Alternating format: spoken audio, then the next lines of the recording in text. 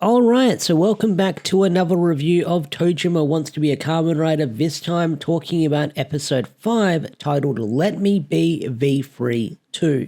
So this episode we finally see Mitsuba turning into Riderman like we've seen in all the openings, and we learn the origin of how he became Riderman as well. And I gotta say, it was a pretty entertaining backstory, I will say that, learning about how he became Riderman, but not only that, his sort of relationship with his brother Ichiyo as well. So we learn a little bit more about these characters and what they were like growing up back in the day. But this episode picks up where the last one left off on, where Yukaritsu had summoned all the shocker grunts to deal with our heroes. And of course, our heroes are going to make short work of those shocker grunts, easily getting rid of them, easily kicking their asses and just throwing them to the ground. And it was a really entertaining fight scene. So Yukaritsu being shocked by this, no pun intended, the shocker grunt was shocked. She was surprised that they were able to make short work with all the shocker grunts, and she's kind of cornered by Ichiyo, who's ready to sort of finish her off and say, and then there was one. But this is when Mitsuba stands in and says, look, I love her, I can't let you hurt her. But Ichiyo gives Mitsuba a weird ultimatum, I will say that, by saying, look, if you love her, then you have to marry her. You have to marry her or you don't love her. There is no in between. It has to be one or the other, because if you love her, you've got to marry her. So he's one of those guys that's sort of got that, I guess, that old way of thinking.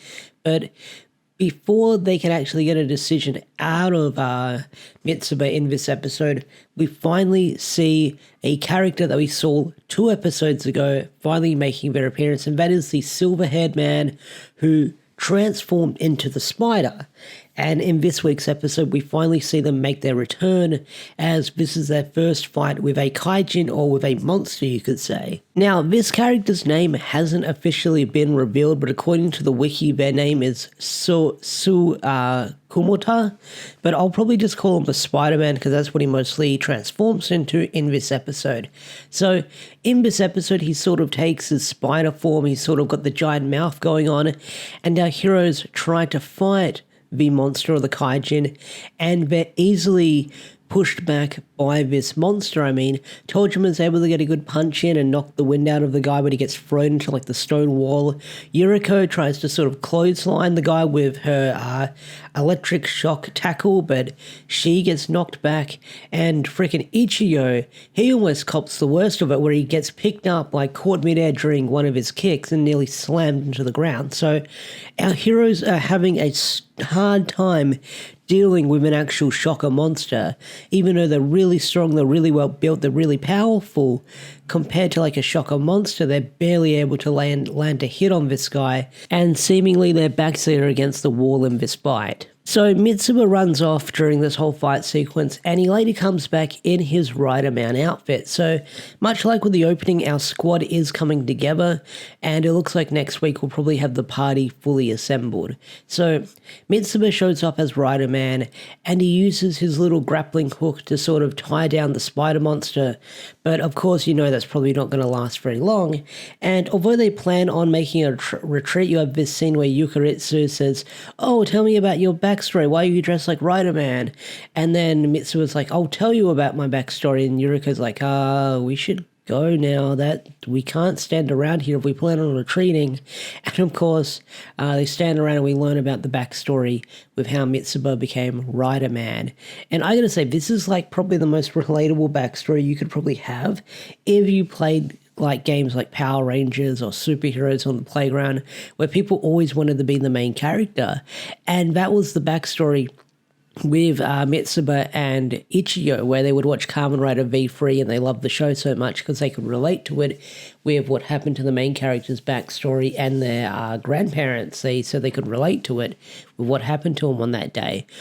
So when they would be kids, they would play Kamen Rider V3 on the playground, and Ichiyo would always be Kamen Rider V3, and the two would always fight for the role, but you know, Mitsuba could never really win. And this rivalry to sort of play pretend and be V3 would carry on until when they were much older, like teenagers, I would say at least. So the two have a showdown at the riverside, and of course, Mitsuba loses to Ichiyo, and Ichigo's like, you can be Riderman, my assistant, my sidekick, and breaks his arm. And the whole reason why they do that is because Riderman had his arm sort of like melted in acid in the show. So he broke his arm to sort of emulate or replicate that character's sort of like, I guess, struggles, you could say. So that way they can push forward. So kind of a weird backstory, I will say that. But I got to say, their backstory when they were sort of having the fight on the playground with who can be who, I think that, like, so freaking relatable. I'm sure that's probably relatable for a lot of people who are watching this episode if they remember playing those kind of games on the playground as a kid. So, as Yuriko mentioned, that backstory was a little bit too long and the spider boss ends up breaking free. Now, the others do try to make an escape for it, but the spider is able to sort of use his spider abilities or his shocker monster abilities to control Yukariso, and she begins attacking Mitsuba. But Mitsuba tries fighting her off a little bit, but says, let's get married, and that snaps her back to her senses. So she's back to normal for now. But the episode ends with the Spider-Man fully transforming into a spider monster from head to toe, becoming a hairy Spider-Man, just like the spider monster in Kamen Rider. And that's pretty much where the episode ends. So overall, this was a really fun episode. I mean, some really cool fight sequences at the start of the episode, and especially between our heroes and the spider monster. I thought that was really cool because, you know, it kind of shows what kind of struggles they're going to be up against in this series. But not only that, learning about Mitsuba's backstory as well, so we learn a little bit more about him. So I do wonder where it's going to go moving forward, especially with next week's episode preview. They didn't show a lot of the fight. They mostly focused on some of the side characters we've seen. One of them we have not seen yet, but I think we saw the Yakuza guy in the preview, so we'll see where that goes. But overall, Tojima Wants to Be a Kamen Rider episode 5 was a lot of fun. I'm still enjoying this show. I don't know how many calls or how many episodes this season's going to be, but I'll probably cover this show until the end because it's been a lot of fun to watch and a lot of fun to talk about, and I'm really enjoying it. And hopefully we'll find out who's going to be dubbing Ichigo and Mitsuba in the English version as well. Like, I've got my fingers crossed for Johnny Young Bosch, but we'll see what happens moving forward. But overall, that was Tojima Wants to Be a Kamen Rider episode 5, and I'll see you guys in the next video. Peace out, take care, bye.